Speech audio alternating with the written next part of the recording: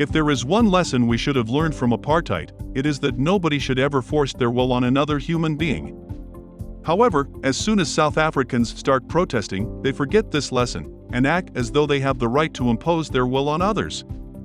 There are two protests taking place right now that demonstrate this. The student protest at Wits and the nationwide health workers' strike. The Wits students used violence and intimidation during their protest. Students even went to the vice-chancellor's house and threatened to burn it down, a home he shares with his wife and young children. And the striking healthcare workers have intimidated non-striking staff and prevented patients from accessing facilities. It is doing enormous damage to patients, harming patients. I believe that it is costing lives. As you mentioned, there's one hospital that reports that in the morning they found 4 patients dead in their beds. In one instance, an ambulance transporting a child on life support was attacked. There is an irony here that seems to be lost on the protesters. They are demanding their rights while denying the rights of others.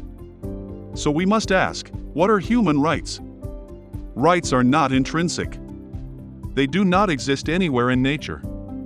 A zebra does not have the right not to be eaten by a lion. The single principle of survival of the fittest dominates nature. And for millennia, that is the same way people lived, with the strong dominating the weak. What we call human rights is the social contract between members of society to treat each other with mutual respect, to remove the domination of the weak by the strong, and to give all members of society equal value. Unfortunately, your right does not offer any protection in itself. Only the agreement between people to uphold the right creates it. In other words, our rights are only as secure as the society in which we live. That is why they are so fragile and can quickly be infringed upon. For example, you have the right to life, but at any moment, someone can infringe on that right and murder you. That is why it is every member of society's responsibility to uphold others' rights. We have a right to express our discontent, we have a right to strike, we have a right to engage. So it's within that constitutional right that we are exercising now. You have the right to protest, which does not exempt you from the social contract. Being angry does not give you the freedom to harm others.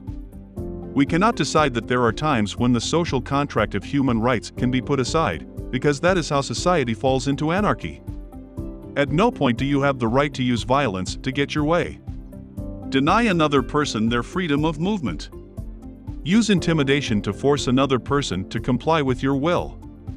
Destroy or damage other people's property. Endanger the lives of others. Or interfere in the free will of someone else. Apartheid was a terrible system because it broke all these social contracts. Yet, we have not learned our lesson, because people are still doing the same things. The disregard for the rights of others that members of society demonstrate while protesting is concerning, because it shows that they are not committed to the social compact that creates human rights. While they want their rights to be respected, they have no respect for the rights of others.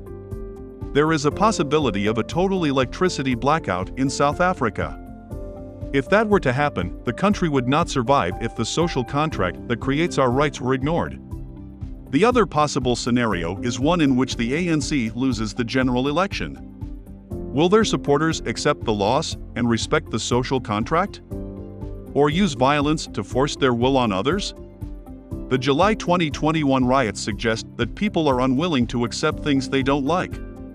South Africa can only avoid destruction if all members of society agree to uphold the social contract that creates our rights. We cannot cave in every time someone uses violence and intimidation to get what they want. Because if we do, a system of the strong dominating the weak will replace the social contract of equal rights. We will be back to an apartheid-like system of domination. If you want to know more about what is happening in the world, check out our sponsor's book, The Ministry of Truth, by Ethan Quinn. This book explains how identity politics is used to manipulate society. Please support this channel by liking and subscribing.